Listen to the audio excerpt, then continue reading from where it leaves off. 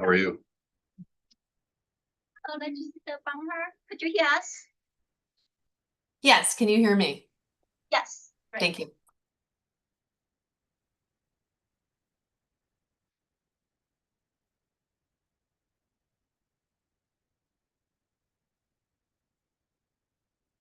It's 3:30.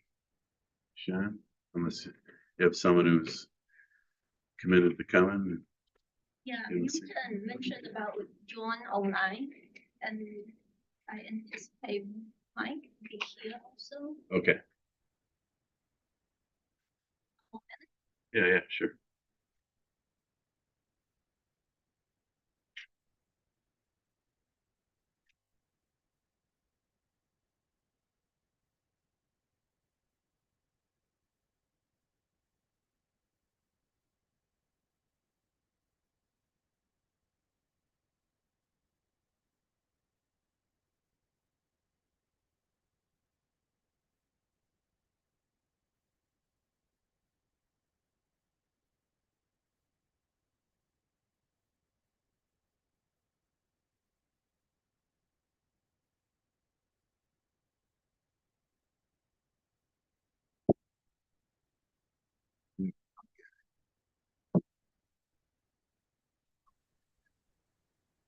Hey, Mike, you hear us?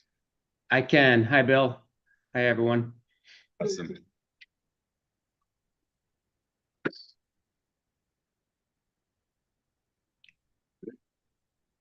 We're good to go. All right, just start recording.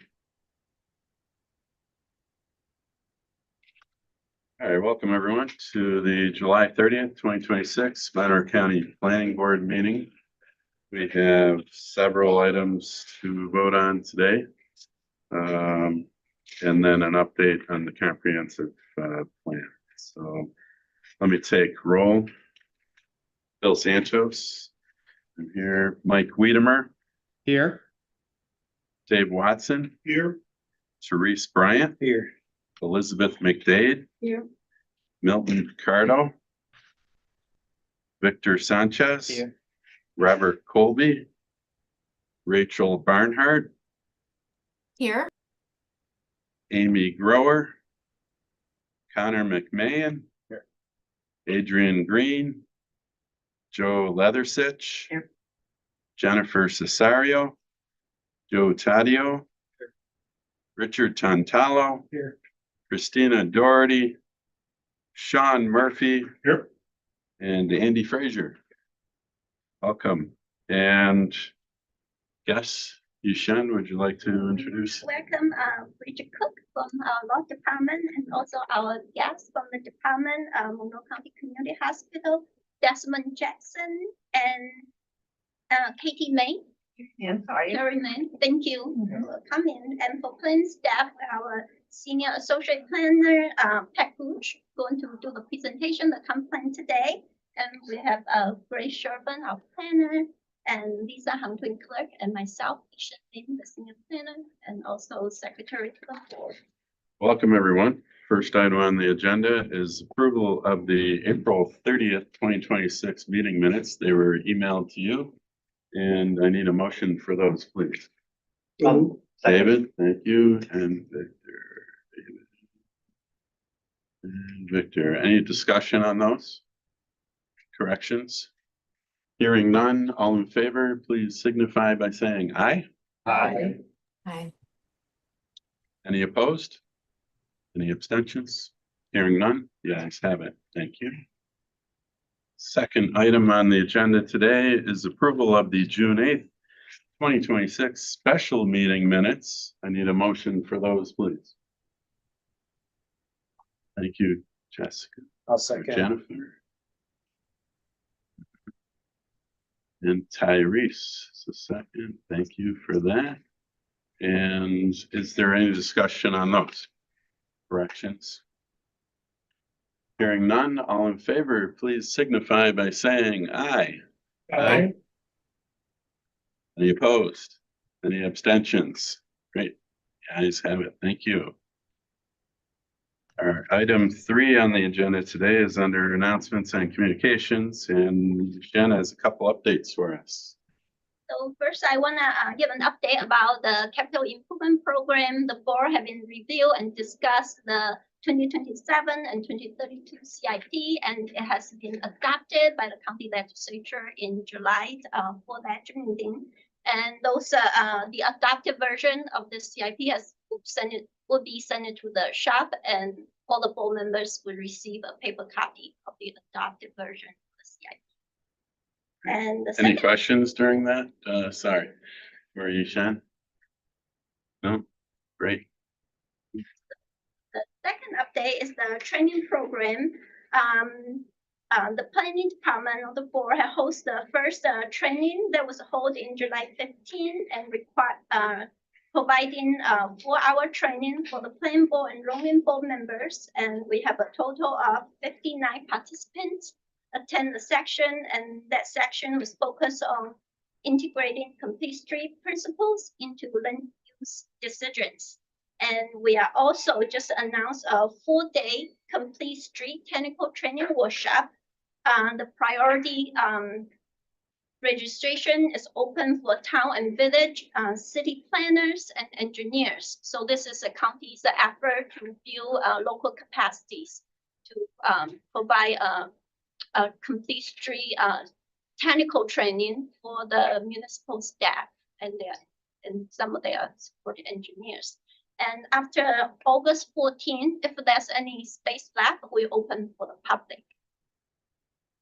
So that's one. And for our regular training, so for the Monroe County training program, we typically host 2 events per year. So our second event will also happen in the fall 2026. And we have finalized our topic. The topic will be about seeker and site plan review. And I will send over those information to all the board members here as well in August. That's shooting for September or October. That's the, Yeah, late September for the seeker training. any questions for Ishan? Good, thank you for the update. Next item is item 4 on the agenda, and it involves our action item. And it is to amend the 2026 through 2031 capital improvement program and the 2026 capital budget to add the project entitled MCH dialysis unit in the amount of $5 million. And I need a motion for that, please. Sean, thank you. Is there a second? Thank you, Elizabeth. And welcome MCH here today. Thank you for coming out.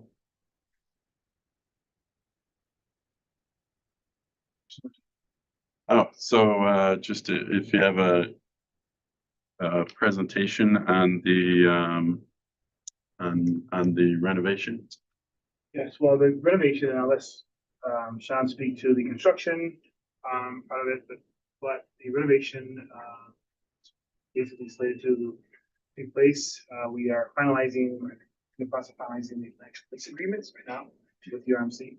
And we then begin the process of renovating the previous dialysis space that was occupied by Fresenius. This will allow us to, again, bring dialysis service back into our facility, not only serving our residents within CH, but also within the community as well. Space for the dialysis. This will also help with the URMC with potential admissions out of the facility to get both free beds there that really don't need to be there, and potentially be in a skilled nursing facility as long as we receive dialysis. So it's a great partnership, allowing us to not stress or tax our existing residents as much going out to the community to get care, actually have it done right in the house, as well as a community and a strong for some other beds. As far as the scope and construction, it's an agreement of it. We've worked out as far as what portion MCH will cover, county, and what portion will cover UMC. And that's still that dollar. Yeah, sure. So it's renovating about 7,000 square feet on the first floor of Friendship, Friendship, faith, so, friendship, friendship, yeah, I can never get the buildings straight, right? Friendship. Faith, Faith, okay. Oh, Yeah. faith? Yes. So essentially, as Desmond mentioned, it was space that was previously occupied by a former dialysis provider. So we have to go in and essentially gut it, demo, get all their old equipment out, old piping, and renovate it for URMC for both their needs, their Yeah. method of operation versus what Fresenius used to do. Bring it up to current code. As you know, there's a new code that was enabled this year. So I have to make sure we meet all those code requirements and basically set it up. From our standpoint, we're getting the shell essentially ready for URMC to come in and put their specialized equipment in, their water treatment equipment, some of their piping, some of their other AV type things that they need, communication type things. But the current scope of the project's about close to $3.9 million to do the renovation work itself, right? And then we have a CM, we're gonna hire and some contractors to hire to do the actual construction work. So that's where the $5 million project budget came from. Gotcha, yeah, because it's over $700 a square. Yeah, so, but it's highly yeah. specialized, Yeah, you know, for sure. medical Mhm. facilities. It's not, like a medical bed where there's a lot, well, there is medical gas, right? There's a lot of discussion about how the medical gas thing's gonna work. Yeah. The specialized water, RO treatment for the dialysis equipment and all that. That's why it's over. It's all built 700. into Yeah, that, yeah. sure. Is URMC a tenant for, are they technically a tenant or just? Yes, it will be a tenant. So associated with this is also a lease that goes along with, Okay, yeah. and this is the county's tenant improvement cost basically for Yes. that, okay. Correct.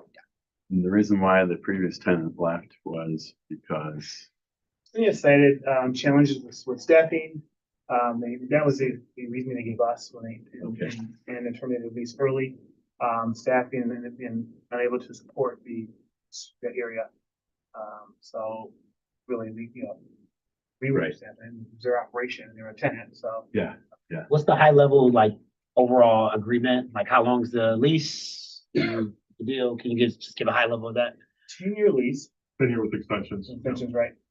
You got a few extensions on there, just how many extensions are there? I'm not concerned like how many extensions Okay. are there.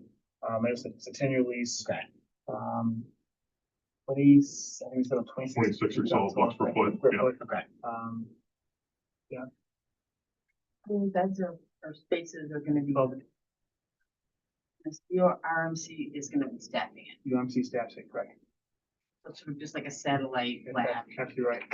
It's an extension of the outside the hospital, within our facility, just, grow a little bit, allowing us to, better serve our existing residents as well as help the community and hopefully offload those out of the tax system as well. do MCH residents get a break on costs or no?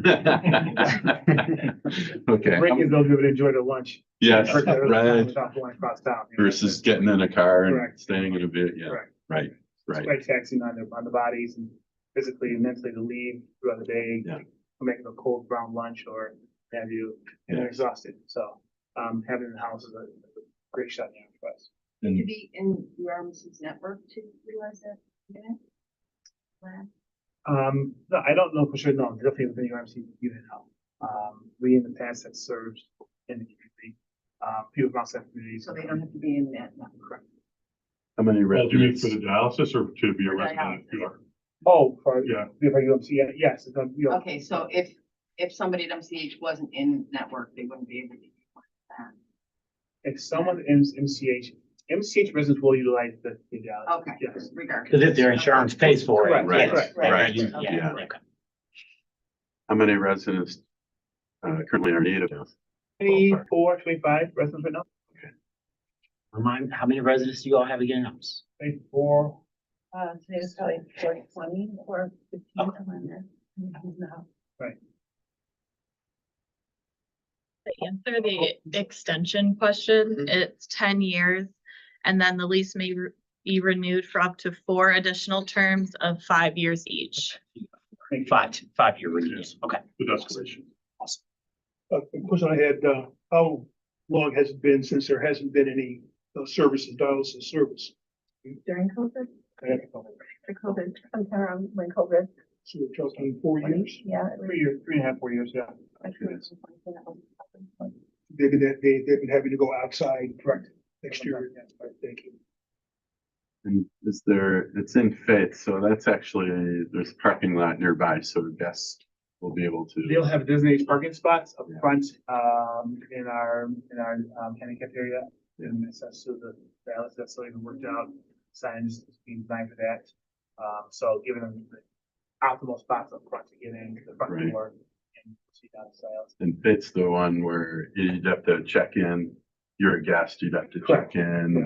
There's a ramp there for every. There's a walkway, a couple ramps all the way up. Nice lobby, you know, yeah, okay. Yeah, right down the hall. So it is all through the main entrance. There's gonna be no specialized entrance to the unit. Okay, good. Yeah, that's what I was concerned. You said this and I missed it. So construction costs 3.9 million. Where's the other 1.1 million? Because you're asking for 5. I may have missed Well, it. contingency, engineering design Okay. and CM. Yeah. Thanks. That's what I was looking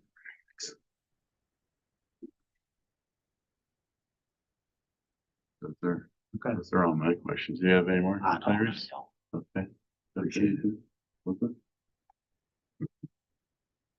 Anyone else? David, you're good? I don't have a question, but I Yeah. should disclose that I went for the University of Rochester, URMC being a tenant. I don't know if I should have abstained from the vote, Question. Sorry to put you on the spot. No, I think it's best if you abstain. You can vote if he pays more.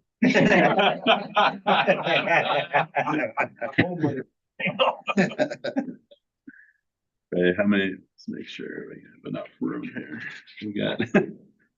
1, 2, 3, 4, 5, 6, 7, 8, 9, 10, 11, 12. Yeah, we got plus 2 on Zoom, 10. Yeah, wait for room for you. All right. Yeah, I think it's just I probably need best. 8, you know, you need 8 to magic number, so. No matter how many are here. All right, cool. Karen, are there any other comments? Hearing none, oh. Wait. Milton came on. Milton, welcome. Sorry, I didn't Thank see you. My apology. I was also a little late. My mother meeting ran, but thank you. I do have one more question. I'm sorry. Okay, wait, let me find out where, Milton, did you vote on the minutes or no? I did not. Okay, Join in what we are having the. presentation, okay. Okay, wow, On it. all right. Tyrese, Just one with more the, question. this is the last question, I promise. So with the investment and the rate of the rent, how quickly does the county make their money back on this deal? With the, So part so of yeah, this, explain that to me. the state gave the county $15 million last year, which we reserved the fund balance for, because we had to post it as revenue last year, but this is actually cash that the state gave us to help with the hospital, like, so it's really, the hospital's not really paying anything for this. Got it. It's, yeah, I It's mean, money from, that makes sense. The money That's what from- I was wondering, because the math Yeah, wasn't the math. math Yeah, yeah, Okay, I'm all set. Thank you. all right, great. Thank you. No other comments? Hearing none, all in favor, please signify by saying aye. Aye. Aye. Are there any nays? Any abstentions? Aye. Thank you. Oh, yes. Milton as well. So, ayes. And then Milton and Victor abstained.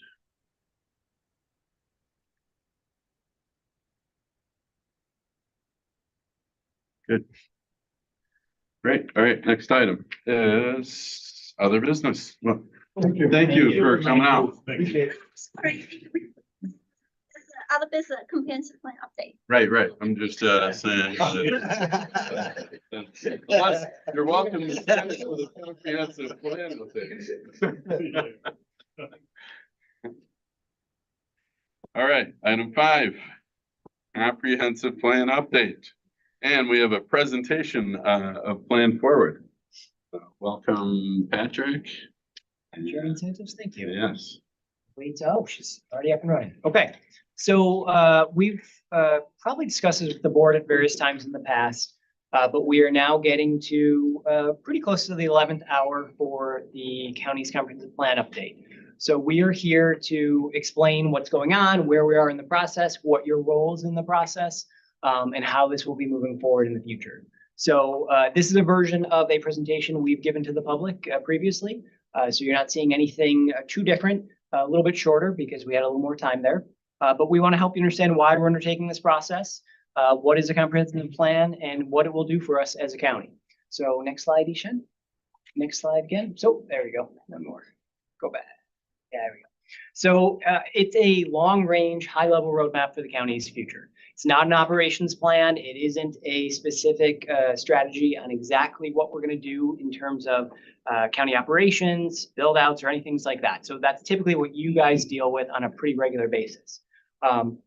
That's a challenge because when we met with county departments, they of course want us to make sure they know exactly what they're doing with their infrastructure projects. And those are important, but they need to be pulled back a little bit because the overall goal is not just for the county as a government, but for the county as a community as a whole.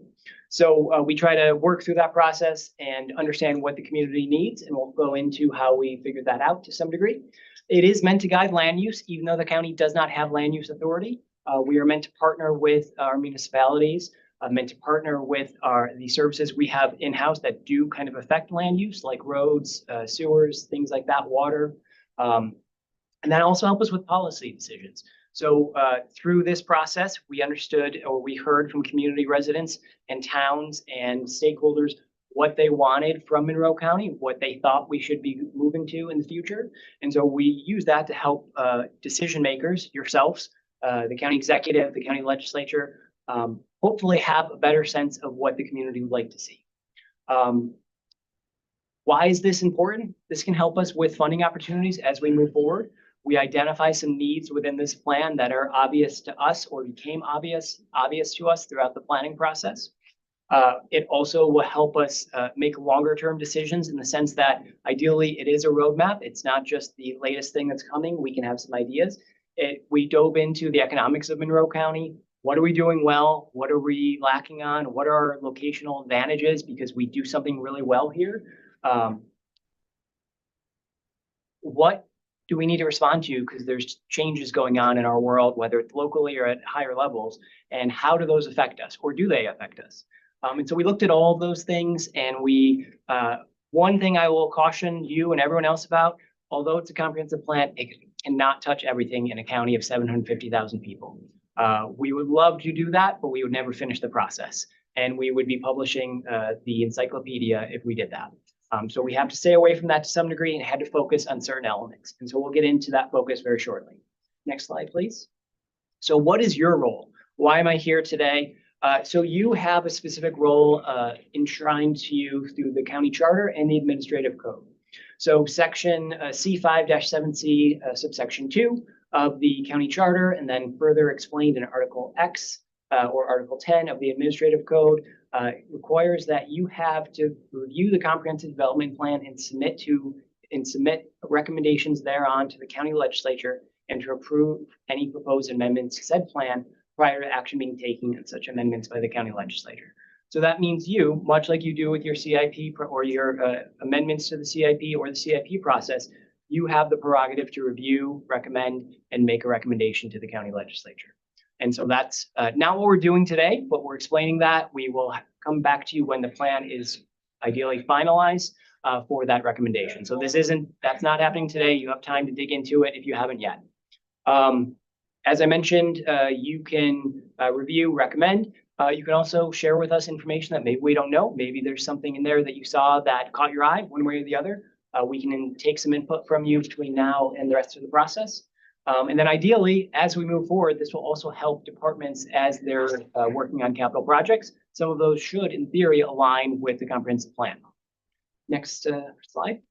So how did we get here? We have been working on this since 2021. It has gone in fits and stirs on occasion. We started in 2021 during COVID wearing masks, and now we are in June 2026. We met with the public at a variety of meetings. We did over 50 pop-up meetings that were in tandem with other efforts that we had going on. Some of those other efforts are on these slides over on the right. Some of those were county-led, some of those were led by other entities, but a partner of the county. We rolled together in terms of outreach and engagement at various events to get input on both the ARPA public engagement in 2021, the countywide active transportation plan in 2022, and then the climate action plan in 2022. And then, of course, the racial and structural equity from 2021 really preceded the comprehensive plan, but it's something that was incorporated into the recommendations and is a part of this overall effort. We also held municipal stakeholder meetings, just to point out that although this represents the entire community, we know there's specific bodies that we wanted to touch. So we met with, I think we were one short of all of the communities in Monroe County because they couldn't make it to the series of meetings we held. We met with every department in Monroe County who has any sort of role in the comprehensive planning process, which is pretty much all of them. And then most recently, we finalized a draft for review that was released to the public. And there was a 30-day period that occurred between your last meeting and today, May 19th to June 18th. And then we held in-person public meeting and virtual public meetings during that time frame as well to make sure people understood that we were there to ask questions. And those are also posted on our website, so that way people could visit them if they couldn't make it in person or had the time, same time as us. Next slide, Ishan. So we're going to go through a high-level overview. I'm not going to go into all the details because it is a lengthy document with a lot of detail. But the overall plan framework is focused on the 4 pillars that Monroe County has been operating on for a little while now. And so that's economic and workforce development, infrastructure, public health, and public safety. Within each of those pillars are a subset of ways to look at what's going on inside of those. So we have, of course, an introduction. What does this section mean? One thing to note, as I mentioned, those 4 pillars can't encompass everything that we need to worry about as a county. But we did try to roll in a variety of focus areas into them. And so sometimes you may think that a focus area doesn't necessarily naturally fit into that. So example, housing is a focus area that we have within this plan. You may not necessarily intuitively know where it is, but currently we have it under economic and workforce development. And then we have kind of call outs to it in other sections related to infrastructure because it does cross boundaries. And that is the truth about all of these pillars. I don't know. And my apology. I don't know if it's just me, but I don't see the slides moving on, at least on the screen. Milton, can you see the one that says plan framework? I see the first one. That's pretty much Oh, let's see if Ishan can fix that real quick. How about the other? Maybe just me, Mike. Do you see No, it? no, I'm having the same No, issue. if you hadn't said anything, I just realized, yeah, he's going through the slide deck. So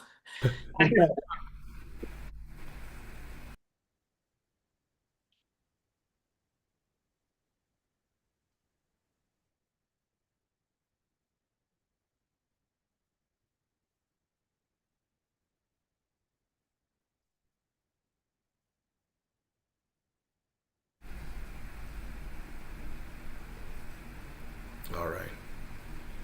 Now I see it's moving. Yep. Thank you.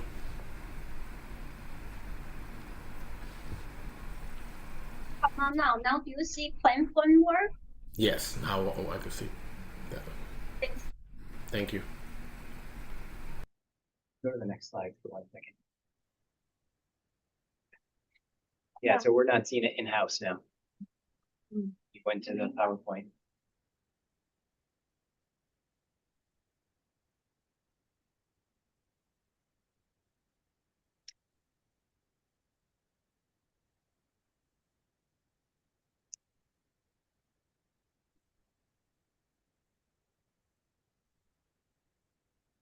Thank you for your patience, everyone. Just another minute or so.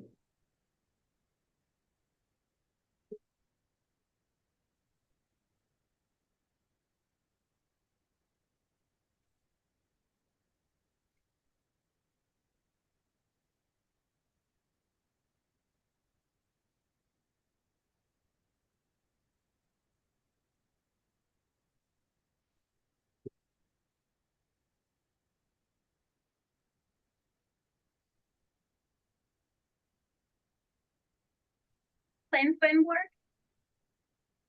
Yep, that's what shows on our screen. Economic Development? Yes. Okay. So, Perfect. Thank you, and thank you for calling our attention to that. Where we were talking about the breakdown of the kind of the framework of the plan within each of the pillars.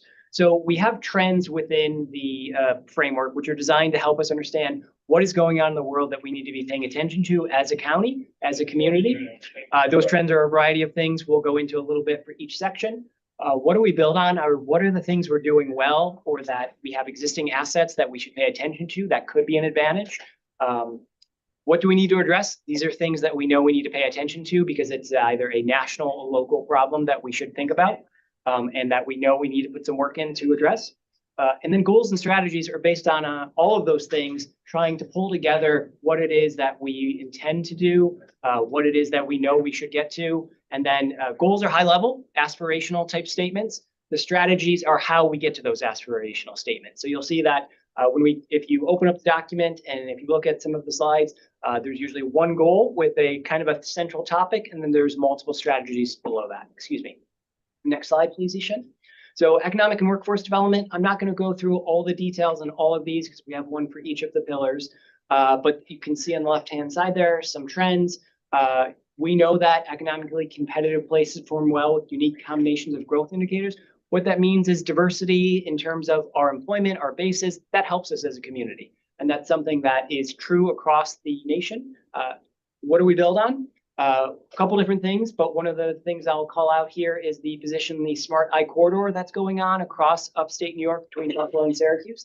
That's something that ideally will have economic impacts for us as a community, and we should tap into that as we move forward. What do we need to address? We know that, for example, we've heard that there is power capacity issues across the state, but within Monroe County in specific communities. Not only does that affect those communities as they currently exist, but it also affects what we can bring into those communities if we're looking to develop either a new business or a business is looking to grow that needs power demand. So those are some of the things that we kind of focus on within economic development. And then the goals are really a aggregation and a distillation of some of those. So we need to strengthen workforce and support entrepreneurship. We want to grow jobs, grow businesses. We need to make sure that happens. Small businesses are still the main employers of most localities. We also know that we need to enhance housing access and quality because once again, if you can't find a place to live in the place where you want to work, it makes it less appealing to move into or to expand and move. Next slide, please. And I'm cherry picking a few, so please, if I don't talk about the specific topic that's passionate to you, feel free to call to ask about that. Infrastructure, wide category, once again. This is really meant to look at roads, sewers, parks, pretty much a little bit of everything that's going on within the county. One thing we noticed from the data is that Monroe County's land has urbanized at a faster rate than its population has grown. Much of you probably are aware of this, but our population has remained relatively static for a period of time, but the place that we live is much broader than it used to be. So we were concentrated within kind of the city and then just outside of it, and over time we've grown into larger and larger. There's a lot of dynamics for that, which we go into in the plan. What do we build on? We have a really high transportation or comprehensive transportation network that was built for a population that's larger than it is today. So that means there's opportunities there for us. It is a good and a bad thing in the sense that it's overbuilt, but that overbuiltness can allow us to do certain things with it.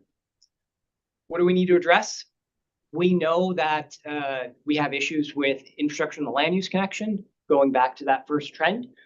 We know that there are issues related to climate change and the future of Monroe County and our resiliency. That's something we need to look at as well, and there are strategies in the plan to do so. So what are the goals? Invest in 21st century infrastructure. This is a broad statement, but it's meant to be encompass some flexibility that we recognize that infrastructure isn't just hard things like concrete and sewers. It's also broadband. It's also Wi-Fi. It's also a lot of other newer technologies that are coming into play that will be the future of us as a community and as a workforce. And then, of course, the other things we mentioned related to infrastructure relate to protecting our natural resources. We have Pure Waters, which is in-house within Monroe County. That is our wastewater recovery facilities. Those take in the sewage that we produce and then turn it into fresh, clean water that goes back out into Lake Ontario and other places. We need to make sure that's functioning at a high level because our natural water is one of our assets that we need to not only protect, but we can use to make sure that we continue to grow. Next slide, please. Okay. Yeah. So why is power in the first slide and not the second slide here? So the always a challenging answer to with any of those type of questions, but specifically that is because it's related to the economic development challenges that we draw to power. And also because Monroe County as a whole doesn't have a lot of control over the power infrastructure, but we do have control over the challenges related to power and what it's doing to our economy. And that is one of the challenges with the framework that we decided. So there's a bunch of different ways that we did things that, to your point, doesn't always make intuitive sense. No, that's okay. This is more infrastructure. This is county's infrastructure, right? That's how you think of it. Okay, Yep. got it. Public health. One other thing I'd like to note is that comprehensive planning at the county level doesn't typically include these last two categories. And we did this because we recognize that as a county, these are actually a pretty big part of our responsibility. And most traditional planning efforts don't focus on these issues from at least the public health or public safety realm. But we have significant assets in public health and responsibilities and safety as well. So some things that we noted that is not going to be unfamiliar to you, but Monroe County, like many communities, has struggles with substance use disorders, which impacts people on a personal and then on a broader level. We know that there are health hazards in our community that we need to be aware of and we need to remedy. What do we build on? We do have some extremely great communities to live in that are healthy environments with a great quality of life. We need to extend those to more places. What do we need to address? As I mentioned, it often goes back to the trends. So substance use disorders, we need to make sure that health equity is something that is more on our radar. There are disproportionate health realities for people in Monroe County, often based on economic and other demographic factors. What are the goals? We need to make sure that we address some of those trends and those issues. We need to mitigate some of those environmental health hazards that I called out. Specifically, we talk about lead and some other issues, both in terms of older housing stock that I know Elizabeth is familiar with, but also in supply lines for people's houses. And then we also talk about substance use disorder, which has a variety of impacts on the community. You can see more about that in the plan. Next slide, please. Public safety. So as I mentioned, this one is not traditionally in a comprehensive plan for a county. One of the reasons we did this is because we know that it's a significant quality of life impact, but it is also a significant portion of Monroe County's overall focus. And that's true of all counties. Some things that we noticed, that property crime has declined and violent crime has remained steady over the last 25 years. So there's interesting changes that we don't necessarily fully understand and we need to dig into. We know that there are emergencies related to climate change or other weather events that are intensifying and having impacts on people's lives. We also know that transportation safety is a public safety issue. To your point earlier, Chairman Santos, transportation is in many of these because transportation is an infrastructure, it's here, and then it's also in quality of life as well, which is covered in, I believe, the first section. What do we build on? We have a tremendous amount of supportive programs in Monroe County to address some of these issues, if not all of them.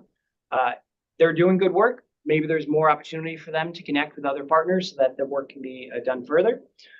We also know that there's collaboration happening within Monroe County, the county itself, but also with our partners to address some of these issues. Mental health is one that we're aware of. We've had recent changes to some of our way we respond to emergency calls. That is a model that we picked up from other communities, but is meant to make sure that the response is adequate for the situation and ideally is productive in the end. We also know that there are a lot of traffic safety initiatives that both planning is working on, public safety is working on, the DOT is working on. All of those together, which we're trying to unite through a concept called Vision Zero, are done to make people feel safer in their communities as they travel about the community. What do we need to address? We need to make sure that our crime reduction and prevention strategies are appropriate for the community they're operating in, and that the people who are employed in those areas are diverse as well, because that helps those workforces work with the communities they work in. What do we need to address? Emergency response as well. A couple different ways. I won't go into those details just because there's a lot. But what are the goals? We need to figure out what's going on with that first trend and figure out if there's actions we can take as a county to make that be a decline for both of those statistics.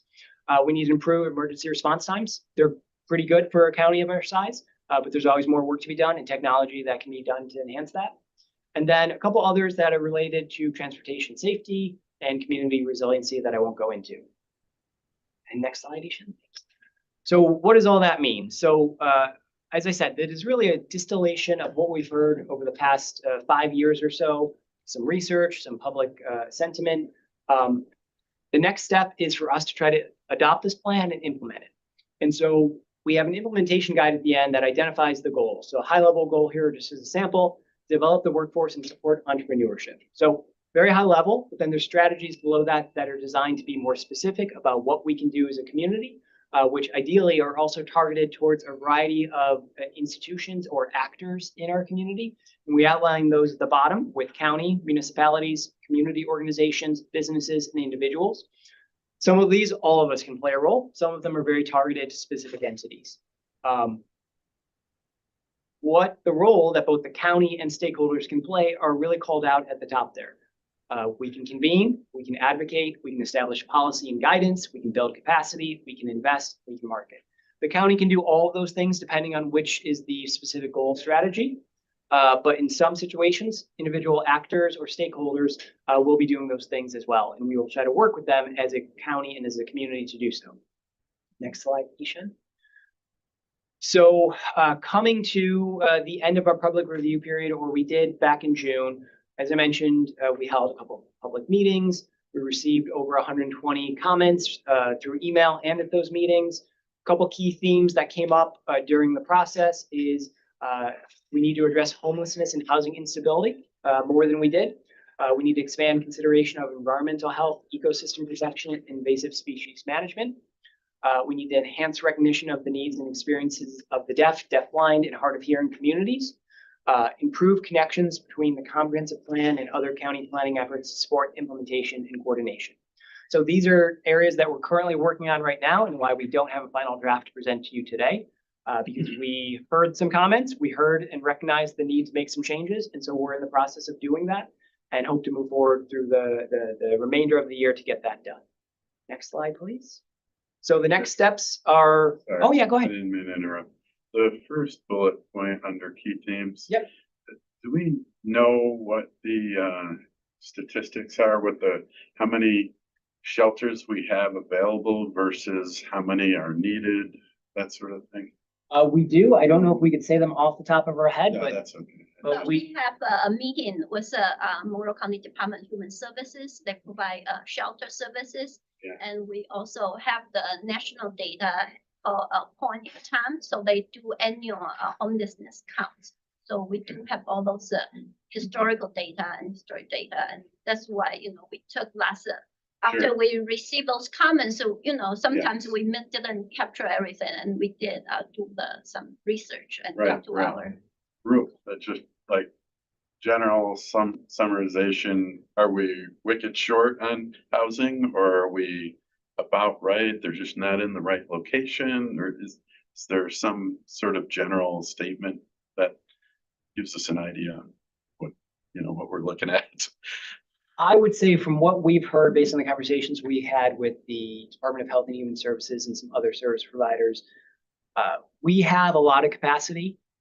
It may not always meet the needs of the people who need it, and so that's one of the challenges. Okay, yeah. But there is a report that the county's Department of Health and Human Services publishes annually that we'll make sure to forward to the board after this that answers some of your questions. And it is a basis of some of the changes that we've made. I see.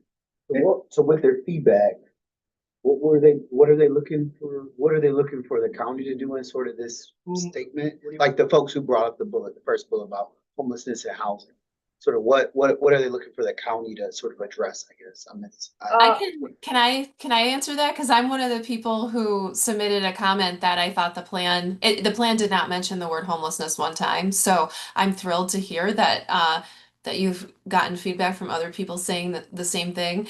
Monroe County is the human services provider. It is the safety net provider for our community. So the comprehensive plan, in my opinion, really should have addressed not only because it spent a lot of time on economic development and preparing our workforce and needing workforce housing, which is very true, but our community does have a real problem with available housing for people who are people who need deeply affordable housing. And unfortunately, the federal government does not treat housing like an entitlement. People who qualify for vouchers, only 25% of them get vouchers. So there is a huge gap between what people can pay who are in deep poverty and what a unit costs. So I'm very interested to see what the county does, but I thought it was very appropriate that our plan spend a little bit more time on human services. Lots of time diagnosing the problem correctly, but we do have this giant human services department. It is our biggest department. So I'm thrilled to hear that these things are going to be in the next draft. I can't wait to see it. And if I could add to that, there is also a barrier of the type of shelter that is available that prevents a lot of people from accessing that shelter. So being more creative in the type of shelters that we do provide for the folks that are unhoused is a big step forward, would be a big step forward. And just legislator, thank you for weighing in. Tyrese, to answer your specific question, I can't remember the exact call of the question or the comments because there was more than one. But the comments that we received on most of these topics were, this is not mentioned enough, or this area needs to be included because it's important to what's going on in our community. So the specific ask isn't always, you need to do X, Y, and Z. It is, this is something that's going on in our community and we need to be aware of it. And we need to at least document it, if nothing else. Ideally, to have goals and strategies that are built off of that documentation that helps us figure out how to move forward as a community. Yep. Any other questions before we move to that section? Yeah, I guess I have one quick question. Is this comprehensive plan aligned with some of the initiative from the city of Rochester comprehensive plan? Have you guys met and had discussions, and where do they align? Where can we find efficiency in efforts? Yeah, so of course, hopefully it's aligned as much as possible. We are different entities, so there are times when we do different things. But we did make sure that Common Council President Miguel Melendez was a part of the steering committee, so he was a part of this process throughout. There is alignment in the sense that we tried to make sure, and we did look at, one of the other things we did and I didn't mention is that every municipal comprehensive plan, including the city of Rochester's, was included in our initial efforts to figure out what's going on in Monroe County, to help us understand where are we starting, what are the communities worried about, how do we move forward with that. So I don't know that it's a one-to-one that we always are in lockstep with every municipal comprehensive plan or whatever, but it is a goal that, of course, we understand that Monroe County is only as strong as the communities within it. So if we as a county government feel like we're doing great, but the communities aren't, something's wrong. Yeah. No. Okay. No, that's good. That's a great answer. Thank you. And then let's just wrap up the next steps, but happy to answer other questions. So the next steps for us is to finalize any changes to the comprehensive plan based on those comments we just addressed. We will present that both to the public and to this planning board for one final look, hopefully. And then you will review and consider it and let us know if it should be recommended to the county legislature. Comprehensive plans in New York State need to undergo environmental review, so we will conduct that process. And then we will also submit it once that is done, or once that is in process, to the county legislature for their review and consideration. Is there a schedule of these steps? There is a loose schedule. We're shooting for the end of the year. How often does the county do this? The last one was done in 1979. So it's long overdue. It should not be that long. we anticipate, and we haven't really finalized these specific details about implementation, but we're looking at least trying to understand what impacts we've made on a close to annual basis, and then something a little more formal in the 5 to 10 year range. Does somebody, I mean, I don't know, I've never seen the 1979 plan, but It's on the website. is it, okay. I just wonder, like, how, did somebody like monitor and see what happened from that initial plan? Or like, once this is published, is there some kind of ongoing review There or? should be, yes. Okay. And so that is part of our job as a planning department, to not only hold ourselves accountable, but then try to work with other departments to hold them accountable as well. There was significant activity after the plan was adopted in the early 80s where they were doing a lot of work on it. And then at some point you can tell it kind of either fell out of favor or just the time it got a little old. That kind of petered out, which is typical, and which is why most communities then at some point do some sort of more formal update, whether it's just building off of what they have, which is ideal because then you don't have to spend as much time and effort as we've had to do, or they do something whole cloth because something changed in their community that is drastic. It would be great if we have some sort of follow-up to understand, how our entities within Monroe County, like implementing some of these strategies. For example, transportation is a big pinch point for workforce development. So like an entity like Comida, how closely are they looking at prioritizing those economic development opportunities that are actually like focusing on the transit lines, like that are being built around transit access, and hearing some of that is actually being looked at and implemented would be great feedback for the comprehensive plan.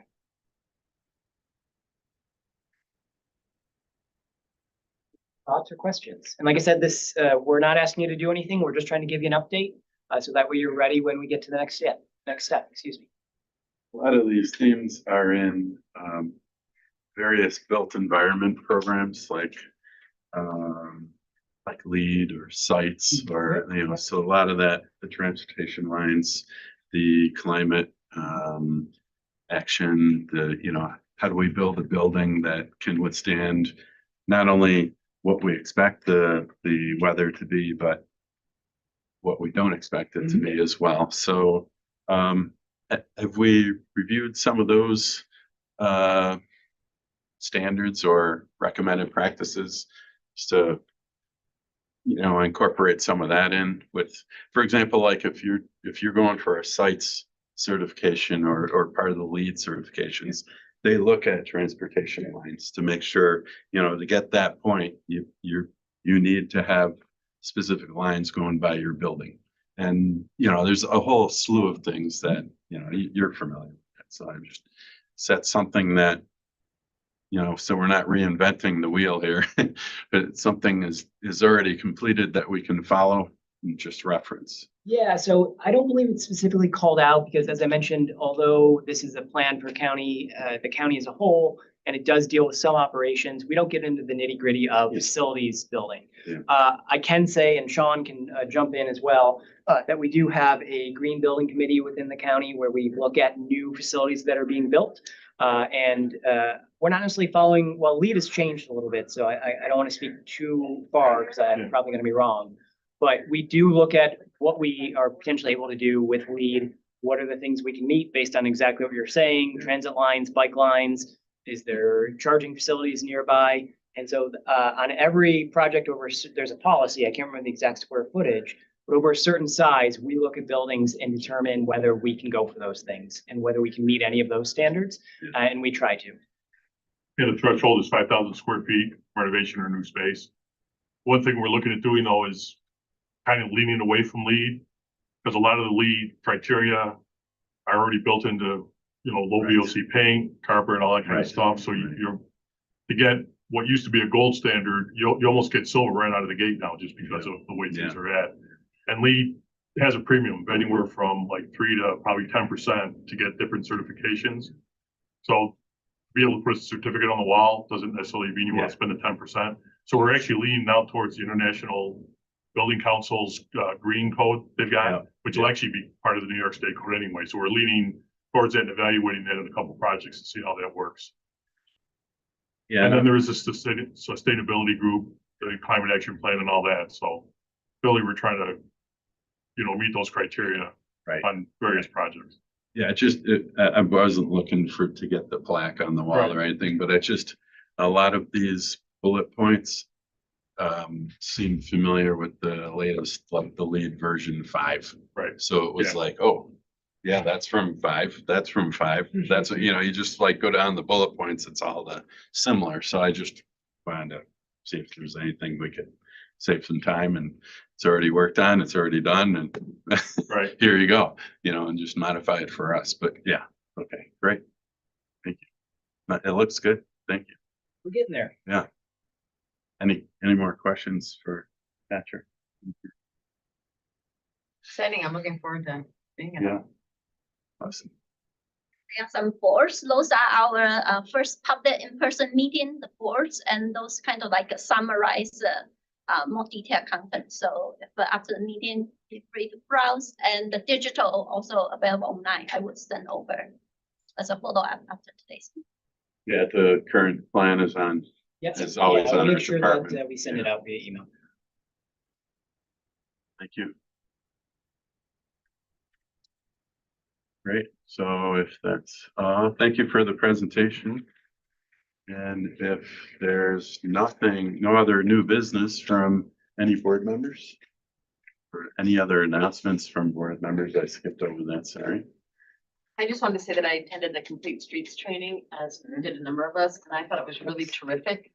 And I mean, I've had some previous experience with that, but there were clearly people there who hadn't. And you saw their brains just kind of exploding in real time. The other thing that was also, not a surprise in this group, but of course, everybody in that room was like an old white man, essentially. Those are the city planners, right? And so really thinking of, for me, one of those things was like, how do we get younger people participating in this process? Because when we're looking at, the duration, what it means for why we're thinking about complete streets, right? It's not addressing the people in that room making those plans. But it was really terrific. The room was packed, and you literally saw light bulbs going off over people's heads. It was kind of amazing. So thank you. Can I just jump on that? So Ishan mentioned at the beginning that we have another training coming up in September. So the training you attended was designed for planning board members, zoning board members. Sometimes some other people come for various reasons. The training that Ishan mentioned is meant for kind of really town engineers, town planners, or a village, city. So encourage your community to participate because it takes both citizens and then the designers of those facilities to make that happen. With the August 14th due date. Yes, yeah. Sign up before then. And we can send Reach out out to your a letter to municipality. Yeah. Yeah, okay, great. Any other comments from anybody? Our next scheduled meeting is August 20th, 2026 at the normal time, 3:30. Mike, are you available for that one? I am in Hawaii. I am available. I'll be there in person. Okay, great, appreciate it. Gonna call in from Hawaii. I know, yeah. It just gets, All right. We should No- have been taking Yeah. They allowed this big of a bag, they could fit in there. Any other items? Hearing none, I need a motion for adjournment. All right, Jennifer, is there a second? Thank you, Richard. All in favor? All right. Have a great rest of the year.